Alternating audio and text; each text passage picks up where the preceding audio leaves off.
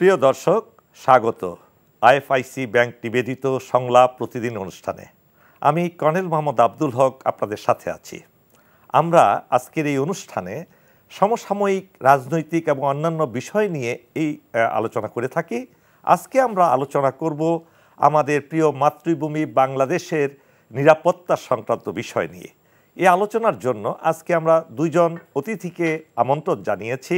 আমাদের সাথে আছেন বাংলাদেশের অত্যন্ত প্রফেশনাল একজন জেনারেল, যিনি মেজর জেনারেল রেজাকুল হায়দার নামেই পরিচিত, যার এক সময়ে সেনাপ্রধান হওয়ার কথা ছিল।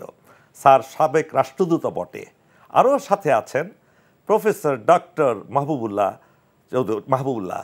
স্বাগত আপনাদের সকলকে, আপনাদের দুজনকে আজকের এই অনুষ্ঠানে। স্যার ধন্যবাদ। স্যার, আজকের আলোচনায় স্যার আমরা যে বিষয়টা নিয়েছি সেটা হলো আমাদের বাংলাদেশ, প্রিয় মাতৃভূমি, ৫৫,১২৬ বর্গ মাইলের এই দেশটি একটি দেশ দ্বারা চতুর্দিকে আমাদের একটি দেশ দ্বারা আমরা বলবো যে আমাদের শুধু বঙ্গোপসাগর ছাড়া আমাদের আর কোনো স্কোপ নাই অন্য কোনো দেশে যাওয়ার। এছাড়াও আরেকটি দেশ আছে মিয়ানমার, যেটাও এখন আমাদের জন্য একটা প্রধান নিরাপত্তার বিষয়ের একটা হুমকি হয়ে দাঁড়িয়েছে। এই পরিস্থিতিতে আমাদের যে সামরিক বাহিনী আছে, সেনাবাহিনী, নৌবাহিনী, বিমান বাহিনী, এই তিনটি বাহিনী যাদেরকে আমরা সামরিক বাহিনী হিসেবে বলে থাকি স্যার, এই সামরিক বাহিনী কি যথেষ্ট আমাদের বাংলাদেশের নিরাপত্তা নিশ্চিত করার জন্য, নাকি এর সাথে আরও অনেক কিছু আমরা যোগ করতে পারি? প্রথমে আমি এই বিষয়ে আলোচনায় চলে যাব। রাজনৈতিক বিশ্লেষক নয় শুধু, স্যার জেনারেল রেজাকুল হায়দার একজন নিরাপত্তা বিশ্লেষক এবং আন্তর্জাতিকভাবে খ্যাতিসম্পন্ন বিশ্লেষক হিসাবেও তিনি পরিচিত। তিনি ছিলেন আমার general officer commanding, I was in under command of him. শ্রদ্ধেয় জেনারেল রেজাকুল হায়দার, আপনি যদি একটু হাইলাইট করতেন এই ব্যাপারটা নিয়ে। হ্যাঁ, ধন্যবাদ হক। আমি দুটো কথা নিয়ে প্রথম শুরু করতে চাই। একটা হচ্ছে যেটা প্রথমেই বললে, ন্যাশনাল সিকিউরিটি বা জাতীয় নিরাপত্তা। এর সাথে কিন্তু আসতে হবে আরেকজন, যে এই নিরাপত্তা নিয়ে যারা খেলবে তারা হচ্ছে বাংলাদেশ আর্ম ফোর্সেস সামরিক নিরাপত্তা। তো দুইটা কিন্তু নিরাপত্তা। তো একটা হচ্ছে প্রথমেই বলে দিলাম, এই জাতীয় নিরাপত্তার দায়িত্ব কার? খুব সহজ ভাষায় বললে কিন্তু এটা বলতে হবে the government who is ruling. তাদের দায়িত্ব জাতীয় নিরাপত্তা দেওয়ার জন্য, এবং তারা কিভাবে করবে এটা অনেক কিছুর উপরে নির্ভর করে। এর সাথে এক গ্রুপ তো আছে যে প্লেয়িং অ্যাক্টার্স, এক গ্রুপ আছে নন প্লেয়িং অ্যাক্টার্স। নন প্লেয়িং অ্যাক্টার্স বলতে আমি বুঝাচ্ছি টেরোরিজম ধরতে পারেন, তারপরে ইকোনমি, এনার্জি, এনভায়রনমেন্টাল, এগুলি সব চলে আসে একসাথে। এর সাথে আবার অনেক কিছু আছে। আরেকটা বড় ইম্পর্টেন্ট জিনিস যেটা আছে, এটা নন কারেক্টিভ কার্টেলস, যাদের কোনো উদ্দেশ্য নাই, মানে কর্পোরেটস, সাধারণত কর্পোরেটস, ওদের কথা বলি। আর সবচেয়ে শেষটা হচ্ছে ন্যাশনাল ডিজাস্টার্স। ডিজাস্টার্স আসলেই তখন কিন্তু এই সেনাবাহিনীকে আসতে হয় শেষ পর্যন্ত। তো এটাতে বোঝা যায় যে কি করা যায়। কিন্তু এখানে সবচেয়ে বড় কথা হচ্ছে, একলা সামরিক বাহিনী কোনো সময় দেশের নিরাপত্তা দিতে পারবে না, একলা পারবে না। এটা কে থাকতে হবে? এদের সাথে থাকতে হবে যারা রাজনীতি থাকতে হবে, সোশ্যাল সামাজিক এনভায়রনমেন্টে থাকতে হবে, তারপরে স্ট্রেংথ অফ ন্যাচারাল রিসোর্সেস, যে শক্তি, ইকোনমিক কম্পিটেন্সি, এটাও থাকতে হবে। এই সবগুলি কিন্তু একটার সাথে একটা জড়িত। তো এই কথাগুলি যদি না প্রথমে উল্লেখ করি, তখনই কিন্তু আমাদের প্রশ্ন উত্তর দিতে খুব সহজ হয়ে যাবে। এই সেনাবাহিনী একলার তার দায়িত্ব না। Very true sir, very true, you have rightly said. আমরা যদি এই জিনিসটা এভাবে দেখি স্যার, দেশের নিরাপত্তা বিঘ্নিত হয় কখন? নিরাপত্তা বিঘ্নিত হয় প্রথমত প্রতিবেশী দেশ যদি শত্রু ভাবাপন্ন হয়। সেই শত্রু ভাবাপন্ন এবং শক্তিশালী হয়, তারা সব সময় চায় তাদের আশেপাশের দেশগুলোর উপরে তাদের কর্তৃত্বকে চালিয়ে রাখা, জারি করে রাখা। সেই কর্তৃত্ব আবার ছোট দেশগুলো জনগণ পছন্দ করে না। তাহলে আমরা কি ধরে নিতে পারি না দেশের জনগণ, এবং দেশের জনগণই হলো সবচেয়ে বড় শক্তি? আমি আসব অধ্যাপক ডক্টর মাহবুবুল্লাহ স্যারের কাছে। আপনি কি মনে করেন না স্যার যে জনগণই হলো মূল শক্তি একটা দেশের প্রতিরক্ষার ক্ষেত্রে? এ ব্যাপারে আপনার ওপিনিয়ন কি? দেখুন, রাষ্ট্রীয় নিরাপত্তা বা জাতীয় নিরাপত্তার যে বিষয়টা, সেটাকে দুভাগে ভাগ করা হয়েছে। একটা হচ্ছে ট্রেডিশনাল সিকিউরিটি, আরেকটা হচ্ছে নন ট্রেডিশনাল সিকিউরিটি। জেনারেল রাজাকুল হায়দার সঠিকভাবেই এগুলোকে চিহ্নিত করেছেন। এবং আমাদের রাষ্ট্রীয় যে নিরাপত্তা, সেই নিরাপত্তার মূল শক্তিটা কি? মূল শক্তিটা হচ্ছে এই দেশের 18 কোটি মানুষ। এই 18 কোটি মানুষ কি করে? এই 18 কোটি মানুষ আপনাকে অর্থ দেয়, রাজস্ব দেয়। এই রাজস্বের ভিত্তিতেই কিন্তু সামরিক বাহিনী, পুলিশ বাহিনী, জুডিশিয়ারি, ব্যুরোক্রেসি, যে রাষ্ট্রের যে বিভিন্ন অর্গানসগুলো আছে, সেই অর্গানসগুলো পরিচালনা করা হয়। কাজে এইখানেই তো জনগণের অংশগ্রহণ শুরু হলো। দ্বিতীয়ত হচ্ছে যে জনগণ কিভাবে একটা রাষ্ট্রের নিরাপত্তা নিশ্চিত করে। নেশন স্টেট জিনিসটা কি? নেশন স্টেট জিনিসটা হচ্ছে যে একটা জনগোষ্ঠী যারা নিজেরা প্রত্যেকে মনে করে, তাদের মধ্যে শেয়ার করে একটা সেন্স অফ বিলঙ্গিং, এটা আমার দেশ, এটা আমার জন্মভূমি, এখানে আমার পূর্বপুরুষরা জন্মগ্রহণ করেছেন এবং আমি এখানে বড় হয়েছি, এই দেশের মাটিতে পানিতে আমার বিকাশ। সরি। তো সেই থেকে জনগণ কিন্তু একটা নিরাপত্তার জন্য বড় ইস্যু। এখন আসল কথায় আসা যাক। এই জনগণকে যদি বিভক্ত করা যায়, যে প্রতিবেশী রাষ্ট্রের কথা আপনি বললেন, যে আমাদের যে প্রতিবেশীর কথা বললেন, এই জনগণকে যদি বিভক্ত করে রাখা যায়, তাহলে কিন্তু যারা আমাদের প্রতি শত্রুভাবাপন্ন, তারা আপনার আমাদের উপর কর্তৃত্ব করার একটা সুযোগ পেয়ে যায়।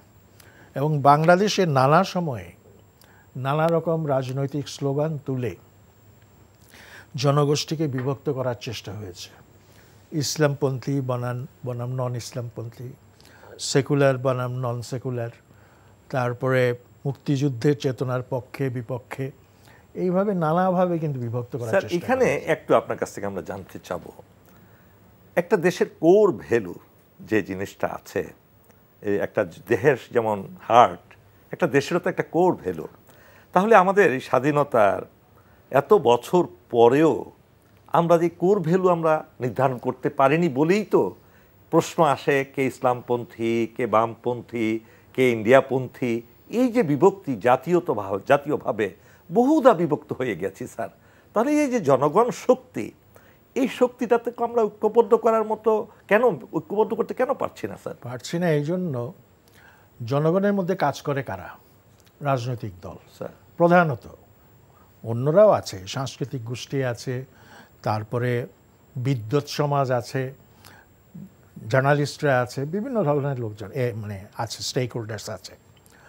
কিন্তু এই যে রাজনৈতিক দল, এটাকে আমি বলবো যে অনেকটা আমাদের এখানে একটা রাজনৈতিক দল, বিশেষ করে একটা রাজনৈতিক দল, যে রাজনৈতিক দলটা এখানে বিদেশি শক্তির ট্রয়ের ঘোড়ার মতো কাজ করেছে।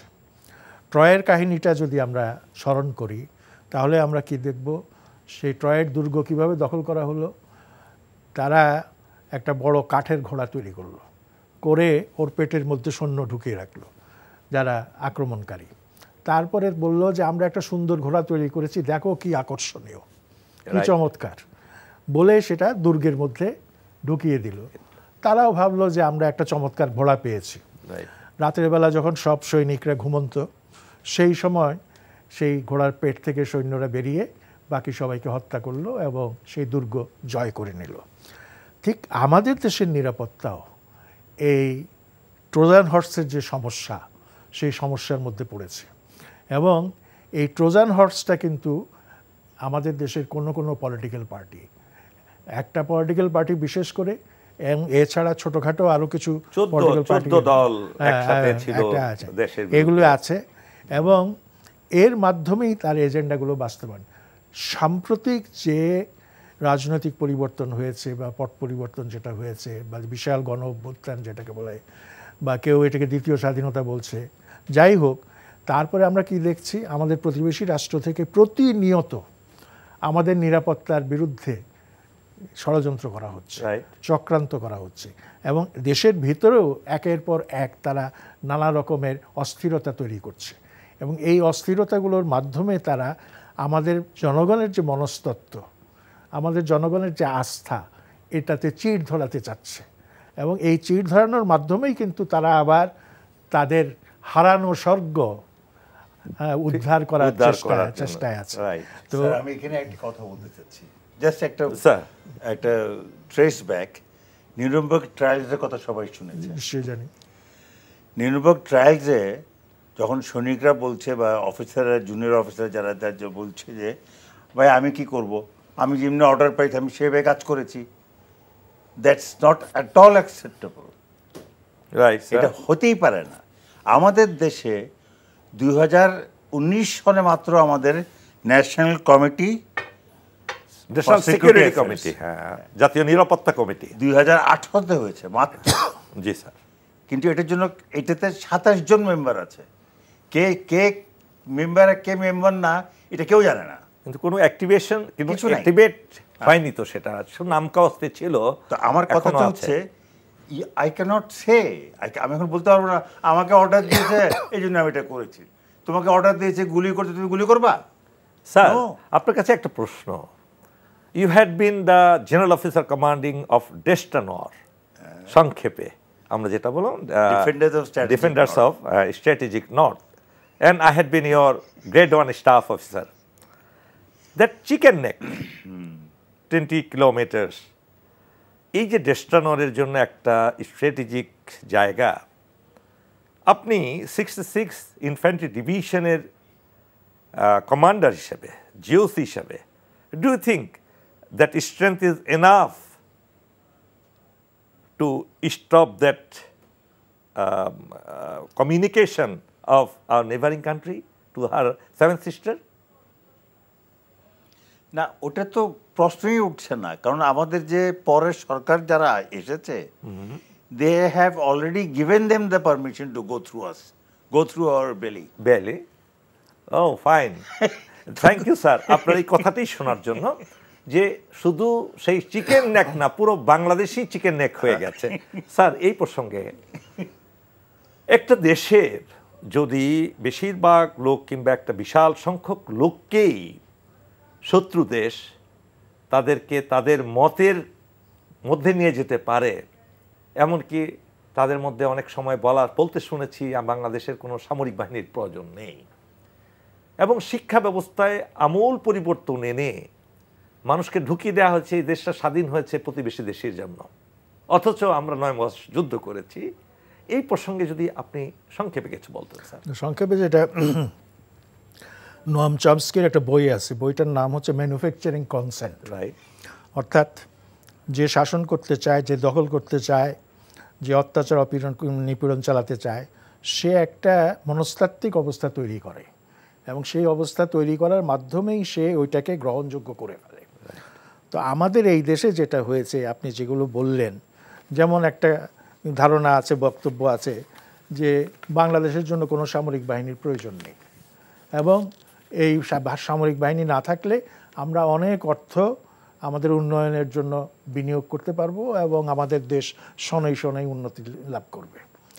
কিন্তু তারা এটা কখনো চিন্তা করে দেখে না যে আজকে যদি আমাদের এখানে ডিফেন্স ফোর্স না থাকে, তাহলে দেশটাকে ধরে রাখার যে শক্তি, যে সিমেন্টিং ফোর্স, ওইটা তো থাকবে না এবং ওইটা না থাকলে তো দেশটা টুকরা টুকরা হয়ে যাবে। কাজেই আমি তো একজন, ধরেন ওয়েস্টার্ন ইকোনমিক্স আমি পড়েছি, তো সেখানে পরিষ্কারভাবে বলা আছে, অ্যাডাম স্মিথের বইতে পরিষ্কারভাবে ওয়েলথ অফ নেশনসে বলা আছে কোন কোন সেক্টর রাষ্ট্রের অধীনে থাকবে আর কোন কোন সেক্টর প্রাইভেট সেক্টর হিসেবে কাজ করবে। তো সেখানে অ্যাডাম স্মিথ পরিষ্কারভাবে বলে দিয়েছেন যে ডিফেন্স আর হচ্ছে জনগণের নিরাপত্তা, অর্থাৎ যেটা পুলিশ যে কাজটা করে, এই জিনিসগুলি অবশ্যই রাষ্ট্রের অধীনে থাকতে হবে। ধন্যবাদ স্যার। তারপরে টেলিকমিউনিকেশন, এগুলির কথা উনি বলেছেন। তো এইটার থেকেই বোঝা যায় যে রাষ্ট্রকে টিকিয়ে রাখার জন্য, রাষ্ট্রের নিরাপত্তার জন্য, রাষ্ট্রের অস্তিত্বের জন্য, রাষ্ট্রের স্থিতিশীলতার জন্য, রাষ্ট্রের যাতে অনন্তকাল এই রাষ্ট্র মানে টিকে থাকতে পারে, তার জন্য এখানে একটা সামরিক বাহিনী প্রয়োজন আছে। দুর্ভাগ্যের বিষয়, আমরা এমন কোনো বয়ান সৃষ্টি করতে পারিনি যে বয়ান নিয়ে এই যে আমাদের দেশ বিরোধী, স্বাধীনতা বিরোধী এই ধরনের বক্তব্যগুলো যে হরহামেশা বলা হচ্ছে, সেটার বিরুদ্ধে আমরা কিন্তু একটা কোহেরেন্ট, কনসিস্টেন্ট বক্তব্য তৈরি করতে পারিনি। শ্রদ্ধেয় জেনারেল, আপনার 65 ওয়ার সম্পর্কে আপনি জানেন। 1965 সালে পাক ভারত যুদ্ধে, সে যুদ্ধে কিন্তু জাতীয় কনসাস ছিল, পুরো জাতি একসাথে ছিল, এবং সে সময় সরকারও ছিল খুব শক্তিশালী, এবং বিদেশি সুপার পাওয়ারের সাথেও তাদের ছিল খুব ঘনিষ্ঠ সম্পর্ক, এবং সেই কারণে তারা সামরিক বাহিনী অত শক্তিশালী না হওয়ার সত্ত্বেও তারা কিন্তু একটা বিশাল অ্যাচিভমেন্ট ছিল তাদের। তো এই প্রসঙ্গে আপনার কাছে জানতে চাব, একটা দেশ শক্তিশালী প্রতিবেশী যদি না থাকে, নিজের বন্ধু, সেই ক্ষেত্রে নিজেদের স্বাধীনতার সার্বভৌমত্বকে টিকিয়ে রাখার জন্য তারা কি, আমাদের বাংলাদেশের ক্ষেত্রে আমরা কাকে বেছে নিতে পারি, কাদের সাথে আমরা সেই সম্পর্কটা রাখবো নিজেদের অস্তিত্ব টিকিয়ে রাখার জন্য? এই প্রসঙ্গে একটু আপনার কাছে জানছি। একদম বেসিক যে কথাটা আমি এখানে বলবো, national interest comes first and last. Okay, anything which effects our national interest, we not for it. Right. আমাদের ইন্টারেস্টটা ওটাকেই ধরে রাখতে হবে। আমাদের ইন্টারেস্ট কোথায়? জি, আমাদের interest is to be a nation state, sir যেভাবে কথাটা বললো। And for that we know who can disturb a national interest. The only two countries which are very close to us and in us, bolbo, one is India and other is Myanmar. And they are playing it. They are weakening us. They are making us dividing us. The whole philosophy is being divided. Sir ji kothata bollo, oi je haves and have not kore felteche. Everybody is haves because our interest is haves. না এই ক্ষেত্রে কি আমাদের বন্ধু হিসাবে আমরা কাদেরকে বেছে নেব স্যার? বলি বুঝাই যাচ্ছে তো সেটা আমরা আর রাগঢাক করে লাভ কি স্যার? এটা তো রাগঢাকের কিছু নাই। আমরা যেখানে দেখছি আমাদের প্রতিবেশী দেশ বারবার আমাদের উপর আঘাত হানছে। শুধু একটা জিনিস ডিসিশন নিল বাংলাদেশ এখনকার সরকার, যে আমরা কিছু অস্ত্র বা গোলা বারুদ কিনবো পাকিস্তানের থেকে, এটা নিয়ে হাউকা পড়ে গেল না। বাট আমাদের কি ফরেন পলিসি, যেটা আমরা যদি নিজেদের অস্তিত্ব টিকিয়ে রাখতে চাই স্বাধীন সত্তা হিসেবে, আপনি একা পারছেন না, আপনি তো আশেপাশের লোকজনকে ডাকবেন, আমাকে দুষ্কৃতিকারী আঘাত করেছে, আসো আমাকে হেল্প করো, এবং তারা তখনই হেল্প করবে যদি আপনার সাথে তাদের সম্পর্ক ভালো থাকে। তো এই ক্ষেত্রে আপনি কি মনে করেন না পাকিস্তান এবং চায়নার সাথে আমাদের আরও বেশি ডিফেন্স যে এগ্রিমেন্ট থাকা উচিত, আমাদের প্রতিরক্ষা চুক্তি থাকা উচিত নিজেদের সার্ভাইভালের জন্য? সংক্ষেপে স্যার আপনার কাছে। আমি সংক্ষেপে বলতে গেলে আমি শুধু চারটা কথা বলবো। একটা হচ্ছে যে we have 4 institutions in our country. They have their mandate. Let them function. Who are them? One is DGFI, next is NSI, এরপর হচ্ছে NTMC, because cyber is coming into play, and the last is RAB. Right. Because they've become a part of it. Now what about sir BGB? They all come through the DGFI. They've got their own mandate. They've got their functions. The armed forces are there. Sir, DGFI তো শুধু আপনাকে information দিয়ে help করবে। They've got other tasks. হ্যাঁ, if you misuse them, fight করবে না sir. if you misuse them, you will not get the result. না, আপনার কথায় আসা যায়। NSA তো একই জিনিস। They've got the particular task. National security. এটা কেন বলছেন? এই জন্য তো বলছেন যে বিগত সরকার এই ইনস্টিটিউশনগুলোকে তারা এমনভাবে মিসইউজ করেছে ব্যক্তিগত স্বার্থে, তাদের ব্যবসা বাণিজ্য, তাদের স্বার্থ রক্ষা, বিদেশে টাকা পাচার ইত্যাদি ইত্যাদি ক্ষেত্রে এই অর্গানাইজেশনগুলোকে ব্যবহার করা হয়েছে। আমি এবার আসতে চাই শ্রদ্ধেয় মাহবুবুল্লাহ স্যারের কাছে। স্যার, এই যে বিদেশি শক্তির কিংবা বিদেশের সাথে আপনি কি মনে করেন না আমাদের ওপেন এটা জানানো উচিত যে হ্যাঁ আমাদের দেশের সার্বভৌমত্ব রক্ষার প্রয়োজনে আমাদেরকে যেতে হবে তাদের কাছে? এটা কি কোনো রাগঢাক করার কোনো প্রয়োজন আছে স্যার? আমার মনে হয় এখানে একটা ট্রান্সপারেন্ট পলিসি হওয়া উচিত, রাইট। এবং এসব পলিসি নেওয়ার আগে একটা জনমত গঠন করা উচিত যে দেশের জন্য এটা প্রয়োজন আছে এবং এটা না করলে দেশের অস্তিত্ব হুমকির মধ্যে পড়বে। তো এই ব্যাপারে যদি আমরা জনমত গঠন করতে পারি তাহলে এবং মোটামুটি একটা বৃহত্তর ঐক্য তৈরি করতে পারি। কিছু লোক সবসময় বিরোধিতা করবে, সেটা স্বাভাবিক। তো এটা কোনো দেশই সেটা নিশ্চিত করতে পারে না যে 100% লোক সব একমত হয়ে যাবে।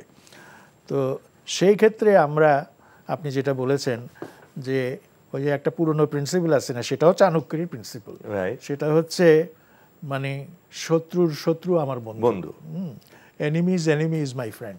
তা আমাদের এখন চিন্তা করে দেখা উচিত যে যারা আমাদের প্রতি মানে শত্রুভাবাপন্ন যে বা যারা, তাদের শত্রুকে। তা আপনি সেটা পরিষ্কার করে বলে দিয়েছেন যে আমাদের এই অঞ্চলে, এই রিজিয়নে আমাদের কাছাকাছি মোটামুটি দুটো দেশ আছে, পাকিস্তান আছে এবং কি বলে চায়না আছে। এদের সঙ্গে আমাদের সেই ধরনের একটা সম্পর্ক তৈরি হওয়া উচিত। আরেকটা কথা, সবাই বলবে যে 71-এ মুক্তিযুদ্ধের সময় তো পাকিস্তান আমাদেরকে অত্যাচার করেছে, গণহত্যা চালিয়েছে। সত্য কথা, এ ব্যাপারে কোনো দ্বিমত পোষণ করার কোনো সুযোগ নেই। এবং এর ফলে যে পাকিস্তানটা ভেঙে গেল, এটা সেই কারণেই হয়েছে, পাকিস্তান আর্মির মিসক্যালকুলেশনের জন্য হয়েছে। আচ্ছা, কিন্তু আমেরিকা তার ওয়ার অফ ইন্ডিপেন্ডেন্স চালিয়েছে কিন্তু ব্রিটেনের বিরুদ্ধে। হ্যাঁ, কিন্তু আজকে আমেরিকা অ্যান্ড ব্রিটেন এরা দুইটাই হচ্ছে স্ট্র্যাটেজিক অ্যালাই, একেবারে একে অপরের ঘনিষ্ঠতম বন্ধু। আচ্ছা, ভিয়েতনামে আমেরিকা বহু বছর ধরে সেখানে নাপাম বোমা ফেলেছে, মানুষ হত্যা করেছে, গণহত্যা চালিয়েছে। এরপরেও আজকে আমরা দেখছি যে ইউনাইটেড স্টেটস অফ আমেরিকার সঙ্গে ভিয়েতনামের খুব চমৎকার সম্পর্ক, এবং অর্থনৈতিক ক্ষেত্রে এর ক্ষেত্রে। এবং একইভাবে জাপানের উপর তো 2টো আণবিক বোমা ফেলেছে আমেরিকা।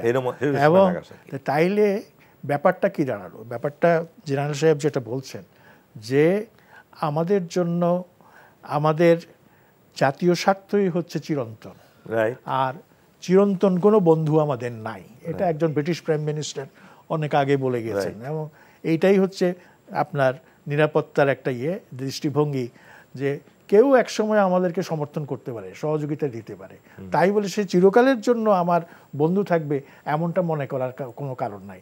আবার একসময় আমার ক্ষতি করেছে, আমাকে কষ্ট দিয়েছে, আমাকে নির্যাতন করেছে, সেও আমার একটা পরিবর্তিত পরিস্থিতিতে আমার বন্ধু হবে। এইরকম একটা ফ্লেক্সিবল, প্র্যাগম্যাটিক, বাস্তব দৃষ্টিভঙ্গি যদি আমরা গ্রহণ করতে পারি, তাইলে বোধ হয় আমরা অনেক তর্ক বিতর্কের ঊর্ধ্বে উঠে একটা জাতীয় নীতি তৈরি করতে সক্ষম হব। স্যার, আপনার কাছে আসবো। স্যার, জি স্যার, সবচেয়ে বড় জিনিস হচ্ছে যে মিলিটারি সিকিউরিটি মানে সামরিক নিরাপত্তা ডিপেন্ড করে on the nation state to defend himself. Right, is very important. যে এই জন্য either to deter or not to allow them to do anything, whoever is coming as the enemy. Very important to understand. But আমরা in aid of civil power বললে কাকে পাঠাই? আর্মিকে পাঠাই। in aid of civil power আর্মিকে কয়েকদিন আগে তো ঢুকলো। এটা সব দেশেই হয় স্যার, এটা সব দেশেই। And who is misusing it? The government. Sir, এই প্রসঙ্গে আপনার কাছ থেকে আমরা একটু আরেক দিকে চলে যাব। সেটা হলো স্যার, এই আমাদের দেশের যে সামরিক বাহিনী, সেনা, নৌ, বিমান, এক লাইনে বলা যায় মোটিভেশন। একটা দেশের সামরিক বাহিনী কখনো যুদ্ধ করতে পারে না যদি তারা হাইলি মোটিভেটেড না হয় ন্যাশনাল কজে। কিন্তু বিগত 15 বছর কিংবা 16 বছর, এর আগে আরও 5 বছর, এর আগে আরও 3.5 বছর, এটা আমরা দেখেছি যে সেই মোটিভেশনটা আমাদের সামরিক বাহিনীতে কখনো ছিল না। মাঝখানে জেনারেল জিয়ার সময় খুবই ছিল। জেনারেল জিয়ার সময় আমাদের এক্সারসাইজগুলো হতো আমরা উলফল্যান্ড অ্যান্ড গ্রিনল্যান্ড। উলফল্যান্ড বলতে আমরা যাদেরকে বুঝিয়েছি আমরা জানি, এবং সেই মোটিভেশনেই আমরা সবসময় প্রস্তুত ছিলাম যে আমরা আমাদের দেশের সার্বভৌমত্ব রক্ষা করব যুদ্ধের মাধ্যমে। কিন্তু অফ লেট এই 15 ইয়ার্সে তো পুরো মোটিভেশনই চেঞ্জ করে ফেলেছে। দেখা গেছে অনেক অফিসাররা বলা শুরু করেছে যে আমাদের আসলে যুদ্ধ হবে না, আমাদের যুদ্ধ করার প্রয়োজন হবে না, ইন্ডিয়া ইজ আমাদের ফ্রেন্ড। এবং অনেকে বলেছে ভিসার প্রয়োজন নাই, আমরা যেতে চাই সেখানে। এই যে একটা মোটিভেশন, এটা কি আপনি মনে করেন না তাদের যে অখণ্ড ভারতের পরিপূরক একটা মোটিভেশন হয়ে গেছে আমাদের, যেটা তারা তাদের পার্লামেন্ট ভবনে অখণ্ড ভারতের মোরাল উদ্বোধন করেছে 40 জন সাধুকে দিয়ে। আমরা কি সেই লাইনেই এখনো আছি না স্যার? এই ব্যাপারে সংক্ষেপে আপনার মন্তব্য। ভেরি ভেরি হার্ড রিয়ালিটিস, এটা একেবারে ইটস রিয়ালিটি। আমাদের there is nothing to motivate us to be together, but there are several instances, several reasons for us to fight amongst each other, right, for nothing. Nobody is gaining, the country is losing. কেউ তো gain করছে না। লসটা আমার দেশের জন্য হচ্ছে। এই জন্য তো প্রথমেই বললাম যে national interest is supreme. But মোটিভেশনটা, যেমন সেনা প্রধান, নৌবাহিনী প্রধান, বিমান বাহিনী প্রধান, তাদেরকে তো এই স্বাধীনতা দেওয়া হয়েছে তাদের নিজস্ব বাহিনীকে একটা কজে তাদেরকে মোটিভেট করার জন্য। সেই মোটিভেশন ছাড়া তো যুদ্ধ হবে না। দেখা যাবে আমাদের এয়ারক্রাফট নিয়ে ইন্ডিয়াতে চলে গেছে কেউ, যদি সেই মোটিভেশনটা না থাকে। দেখা গেল আমাদের অস্ত্র নিয়ে চলে গেছে প্রতিবেশী দেশে। সেই মোটিভেশন করাটাই বলছি স্যার, যে একটা দেশের সামরিক বাহিনীকে হাইলি মোটিভেটেড হতে হবে। এরপরে আসছি শ্রদ্ধেয় মাহবুবুল্লাহ স্যারের কাছে। শ্রদ্ধেয় স্যার, একটা দেশের শিক্ষা ব্যবস্থা সবচেয়ে বেশি গুরুত্ব বহন করে ওই দেশের নাগরিককে তৈরি করার জন্য, নিজেদের স্বাধীনতার সার্বভৌমত্বকে সুসংহত করার মোটিভেশন দিয়ে। কিন্তু দেখা গেল বিগত 15 বছরে প্রত্যেকটা পাঠ্যপুস্তক তৈরি করা হয়েছে বিদেশি দেশের, তাদের অর্থায়নে, তাদের লেখকদেরকে দিয়ে। তারা বাংলাদেশকে পরিচয় করিয়ে দিতে চাচ্ছে এটা তাদের একসময় তাদের দেশের অংশ ছিল। এই মোটিভেশনটা যদি পরিবর্তন না করা যায়, তাহলে কি আমরা কখন একটা স্বাধীন দেশ হিসেবে টিকে থাকার স্বপ্ন দেখতে পারি? দেখুন, এটা ইতিহাসের বিষয়। অখণ্ড ভারত আসলে ঐতিহাসিকভাবে অখণ্ড ছিল না কখনো। এবং ভারতবর্ষ ব্রিটিশরা আসার আগে বিভিন্ন অঞ্চল বিভিন্নভাবে শাসিত হয়েছে, বিভিন্ন রাজার অধীনে, বিভিন্ন বাদশার অধীনে শাসিত হয়েছে। এটা ইংরেজরা আসার পরে পুরো ভারতবর্ষকে একটা পতাকার নিচে তারা নিয়ে আসছে, ইউনিয়ন জ্যাকের নিচে নিয়ে আসছে। কিন্তু তারপরেও দেখা গেছে যে প্রিন্সলি স্টেট, দেশীয় রাজ্য বলে কিছু জিনিস ছিল কিছু, এবং এগুলো ভারতের ভেতরেও ছিল, হায়দ্রাবাদ, তারপরে জুনাগড়, মানভালার, এই সমস্ত, তারপরে পাকিস্তানেও ছিল। তো এইদিকে আমাদের ছোটোখাটো আপনার ত্রিপুরা, তারপর জলপাইগুড়ি, এগুলোও ছিল।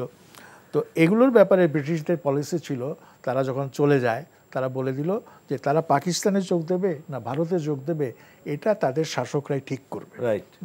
কিন্তু দুই ক্ষেত্রেই আমরা দেখলাম যে মিলিটারি অ্যাকশন নিয়ে সবখানেই দুই দেশটাই কিন্তু। বাট আমাদের জাতীয় ঐক্যমত তৈরি করার জন্য শিক্ষা ব্যবস্থায় আমাদের শিক্ষার সময় তো খুব কম। তো শিক্ষা ব্যবস্থায় যেটা হচ্ছে যে এমন কিছু জিনিস শিশুদের, কিশোরদের মনে, মগজে ঢুকিয়ে দেওয়া হচ্ছে যেটা সঠিক নয়, সত্য নয়, বরং আত্মঘাতী। এবং এভাবে পাঠ্যপুস্তকের মধ্য দিয়ে এখন যে কোনো ছেলেপেলেকে যদি আমরা জিজ্ঞাসা করি, তার কাছ থেকে কিন্তু সঠিক জবাবটা পাই না। আমরা যে 47 সালে একবার স্বাধীন হয়েছিলাম সেই কথাটা আমরা আর শুনি না, কিন্তু সেই 47 সালের গুরুত্ব কি আমরা অস্বীকার করতে পারি? যাই হোক, আমার মনে হয় যে পাঠ্যপুস্তককে আবার নতুন করে রচনা করতে হবে, যার মাধ্যমে নাকি আমরা দেশাত্মবোধ আমাদের ছাত্রছাত্রীদের মধ্যে গড়ে তুলতে পারি। এবং এই ছাত্রছাত্রীরাই আবার একসময় শিক্ষক হবে, একসময় রাষ্ট্রের পরিচালক হবে। কাজেই এটা অত্যন্ত গুরুত্বপূর্ণ।